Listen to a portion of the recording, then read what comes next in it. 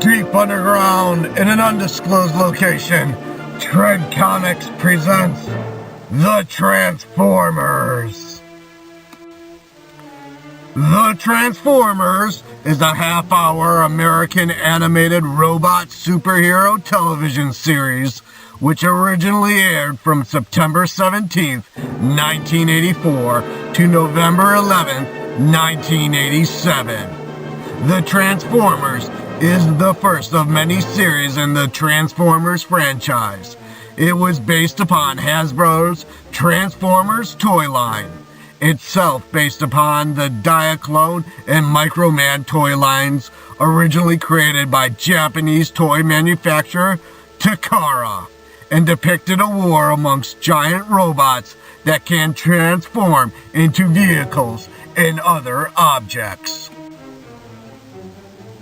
Co-produced between Marvel Productions and Sunbow Productions for first-run syndication, animation for the series was done by Toei Animation in Japan and later Acom in South Korea.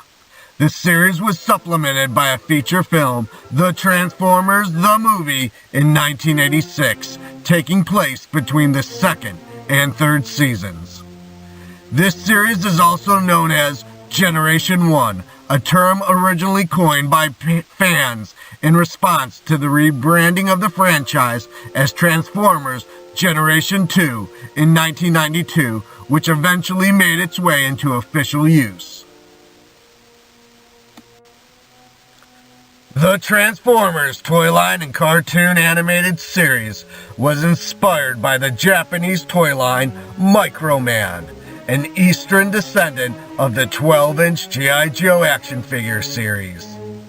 In 1980, the Microman spin-off Diaclone was released, featuring inch-tall humanoid figures able to sit in the driver's seats of scale model vehicles, which could transform into humanoid robot bodies the drivers piloted.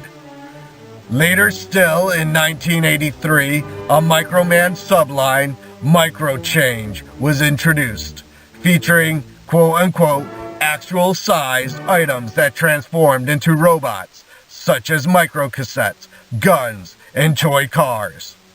Diaclone and Microchange toys were subsequently discovered at the 1983 Tokyo Toy Fair by Hasbro Toy Company product developer Henry Orstein, who presented the concept to Hasbro head of R&D George Dunsey. Enthusiastic about the product, it was decided to release the toys from both Diaclone and Microchange as one toy line for their markets, although there are eventual changes to the color schemes from the original toys to match the new series. By 1984, U.S. regulators had removed many of the restrictions regarding the placement of promotional content within children's television programming, the way it was cleared for the new product-based television program. Hasbro had previously worked with Marvel Comics to develop G.I. Joe, a real American hero, for a three-pronged marketing scheme: the toy line, a tie-in comic book by Marvel, and an animated miniseries co-produced by Marvel's media arm, Marvel Productions, and the Griffin Balka advertising agency's Sunbow Productions. Given the success of that strategy, the process was repeated in 1984 when Hasbro marketing vice president Bob Purpose approached Marvel to develop their new robot series, which Jay Bacall dubbed Transformers. Marvel's editor-in-chief at the time, Jim Shooter, produced a rough story concept for the series, creating the idea of two warring factions of alien robots, the heroic Autobots and evil Decepticons. To flesh out his concept, Shooter called upon veteran editor Dennis O'Neil to create character names and profiles for the cast. But O'Neil's work did not meet with Hasbro's expectations, and they requested heavy revisions. O'Neil declined to make said revisions, and the project was turned down by several writers and editors approached by Shooter until editor Bob Budinsky accepted the task. Hastily performing the revisions over a weekend, Budinsky's new names and profiles were a hit with Hasbro, and production began on a bi-monthly 4-issue comic book miniseries and 3-part television pilot. Both comic and cartoon would wind up continuing for years beyond these short-term beginnings, using Budinsky's original developmental work as a springboard to tell the story of the Transformers in a very different way from one another, forming 2 separate, unrelated continuities for the brand right out of the gate. Japanese toy designer Shohei Kohara was responsible for creating the earliest character models for the Transformers cast, greatly humanizing the toy designs to create more approachable robot characters for the comic and cartoon. His designs were subsequently simplified by Floro de Rey, who went on to become the lead designer for the series, creating many more concepts and designs in the future.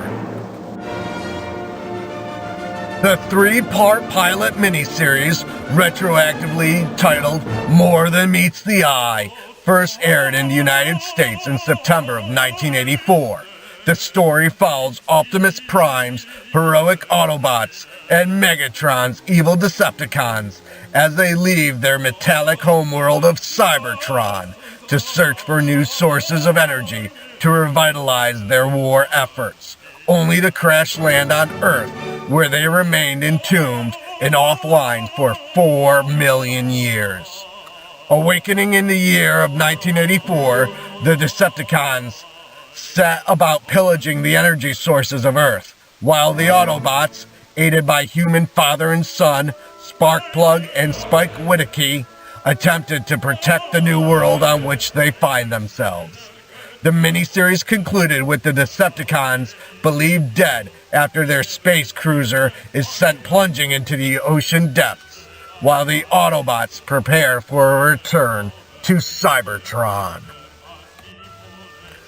The 13-episode first season was commissioned and produced before the pilot miniseries aired and was broadcast between October and December on Saturday mornings.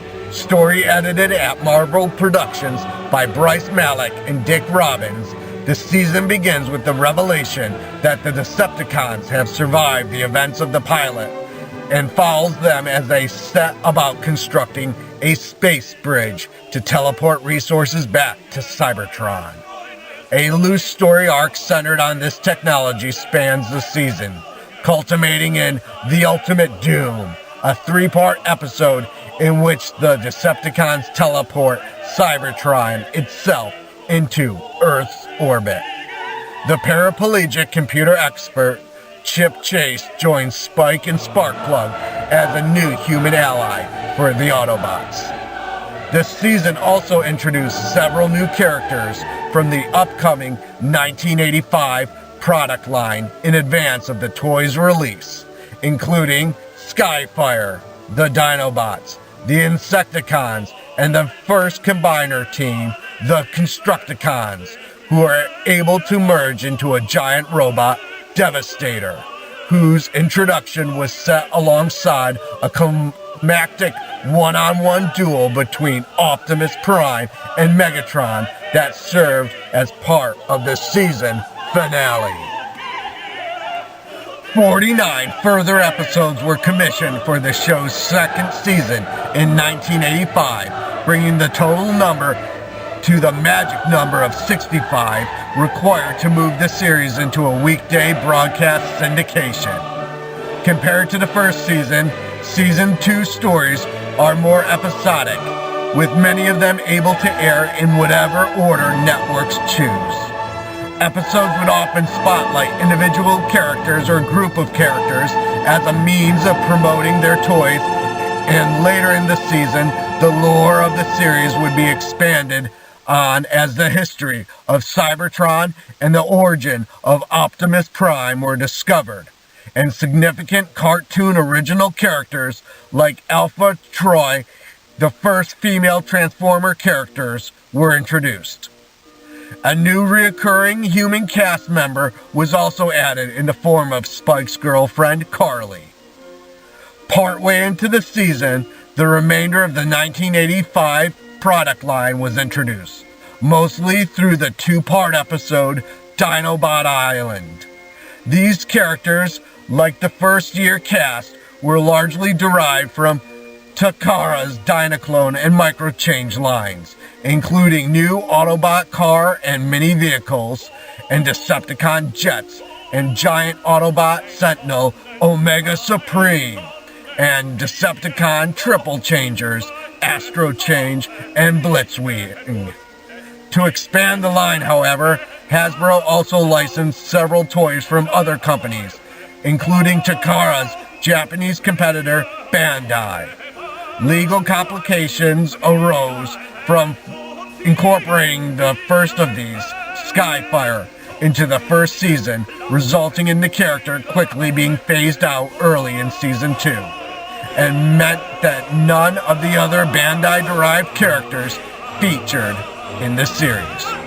Towards the end of the season, the first 1986 product was introduced into the series, the Aerial Bots, Stunticon, Protectobots, and Combaticons, 4 combiner teams based on an unmade Diaclone line that were aborted in Japan in favor of importing the Transformers toy line itself.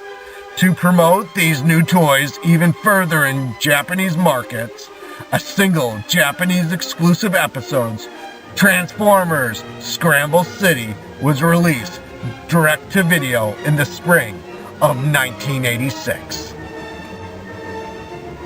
The gap between seasons 2 and 3 was bridged by Transformers the Movie, which was released to theaters in the summer of 1986. Set 20 years after the second season in the year 2005, the film featured the deaths of many characters, including Optimus Prime himself, clearing away all the discontinued products from the 1984 and 1985 toy lines, and introducing a new cast of characters designed for the film, who were then made into toys for the 1986 line.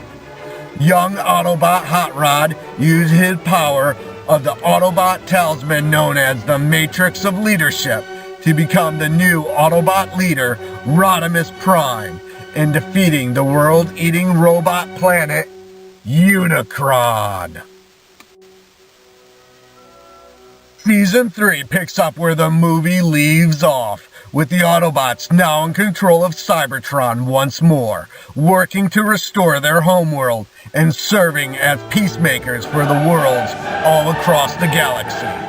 The Decepticons, meanwhile, are in exile on the ruled world of Char, now led by Galvatron, the rebuilt, upgraded version of Megatron, recreated by Unicron. Interconnected episodes, running plot threads, and small story arcs became more common in the series, including the return of Starscream following his death in the movie as a ghost, frequent battles between giant Autobot and Decepticon cities of Metroplex and Trypticon, and the threat to both sides possessed by the alien quintessence introduced in the movies and revealed in this season's premiere miniseries, 5 Faces of Darkness, to be the true creators of the Transformers. This season saw story editing duties transfer from Marvel Productions to Sunbow. Animation for around half the season was provided by producer Nelson Shin's South Korean ACOM Animation Studios, creating a different look for the show that encompassed its opening sequence and commercial bumpers.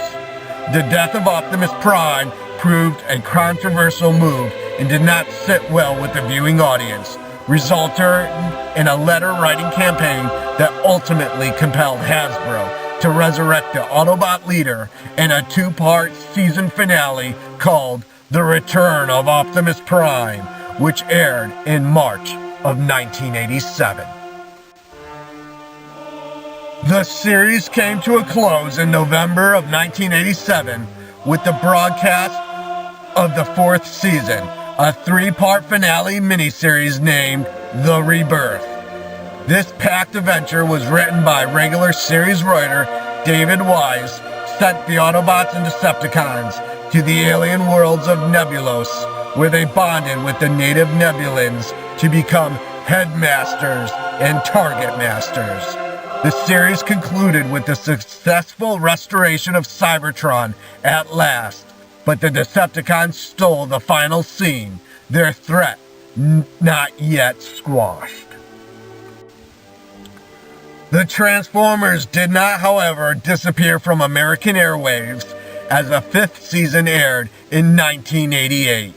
It consisted of reruns of 15 episodes from the original series, along with the Transformers the Movie edited into 5 episodes, with new introductory sequences featuring a human boy named Tommy Kennedy, portrayed by actor Jason Jansen, and a stop-motion / machine prop Optimus Prime puppet. From 1993 to 1995, select episodes of the series were rebroadcast under the title Transformers Generation 2. The stories were presented as though they were historical recordings displayed on the Cybernet Space Cube, which added computer-generated borders and scene transitions to the original animation.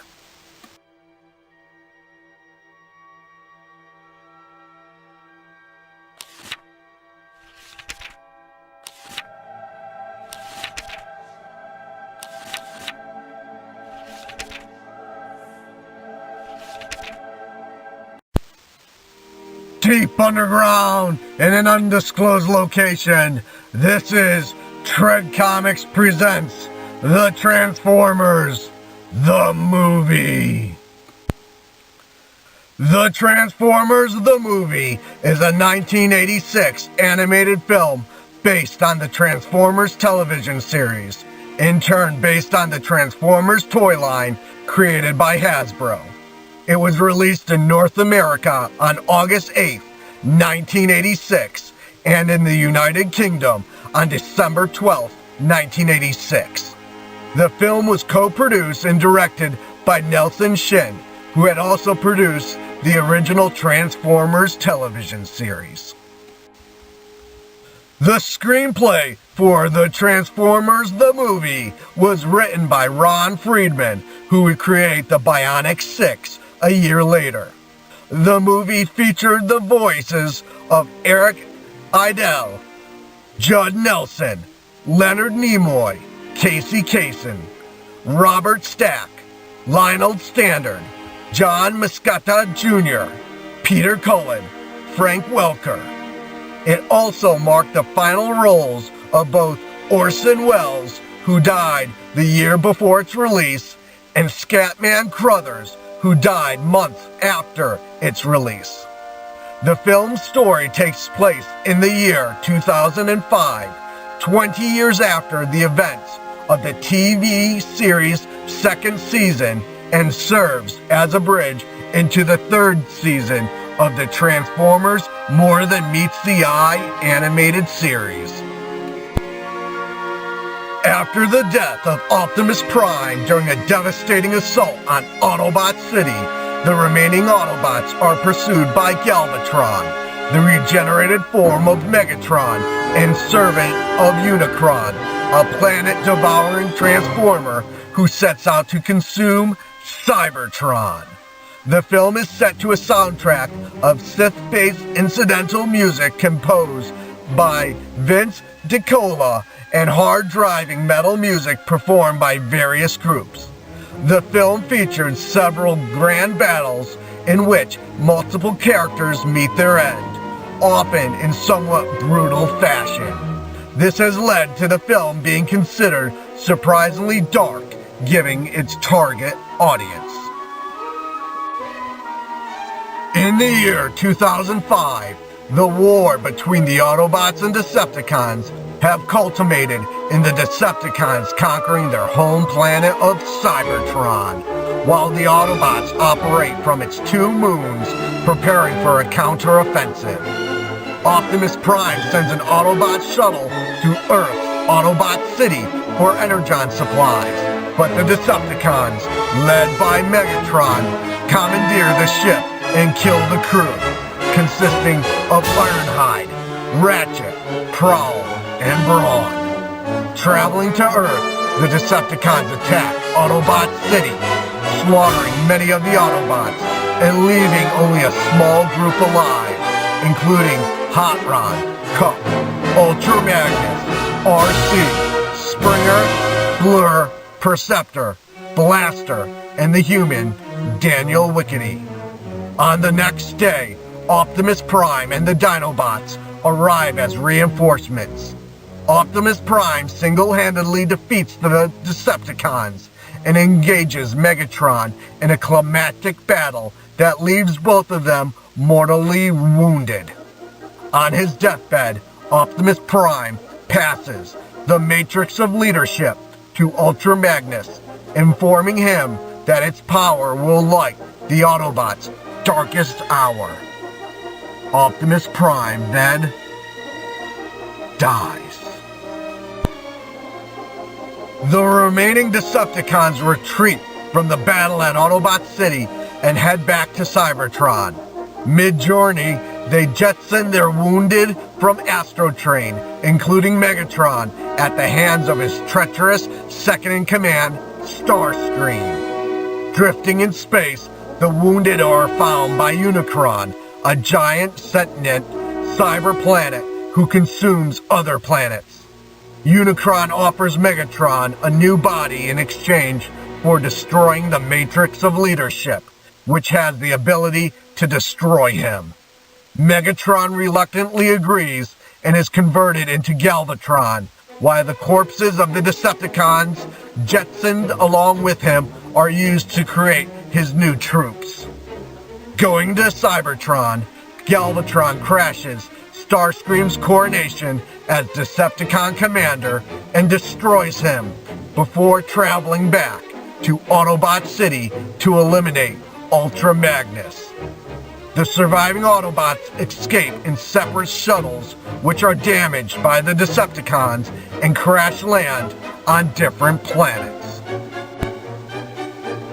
Hot Rod and Cup are taken prisoner by the Quintessence, a multi-faced tyrant who hold Kangaroo Courts and execute their prisoners by feeding them to the Sharkticons.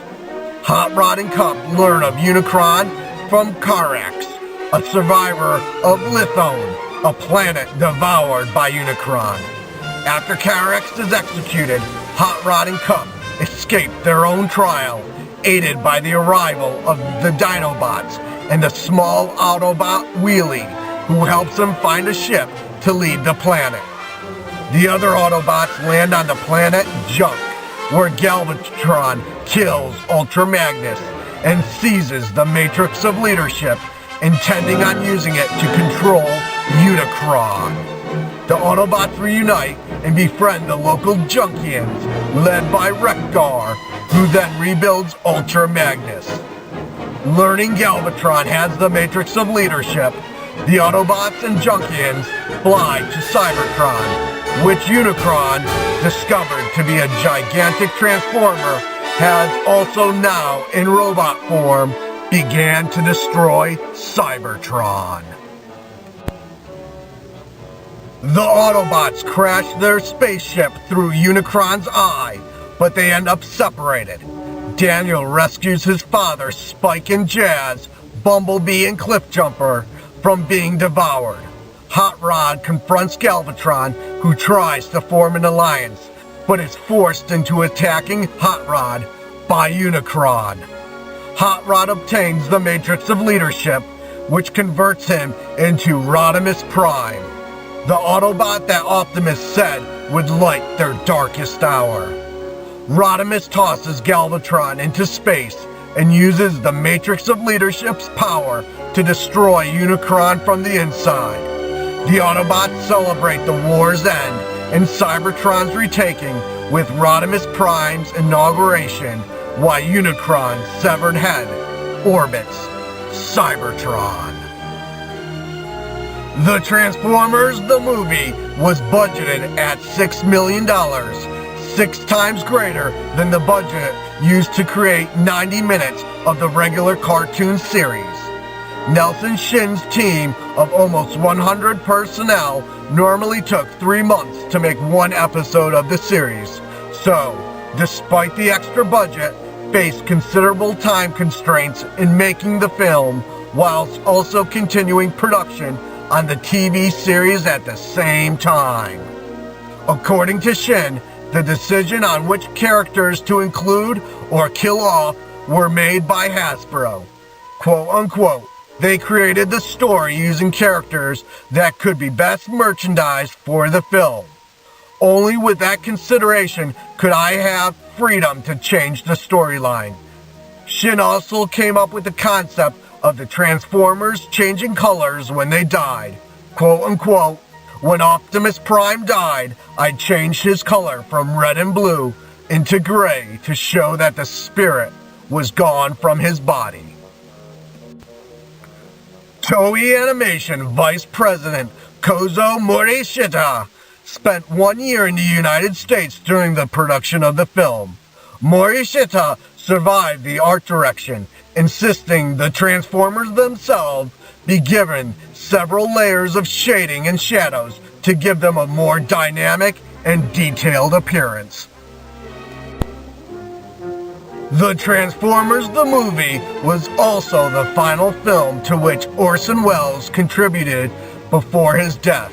Shortly before he died, he told his biographer, Barbara Leeming, quote unquote, "You know what I did this morning? I played the voice of a toy. I play a planet. I menaced someone called something or other. Then I am destroyed. My plan was to destroy whoever it thwarted, and I tear myself apart on screen." End quote. However, director Nelson Shin states that Welles had originally been pleased to accept the role after reading the script and had expressed an admiration for animated films.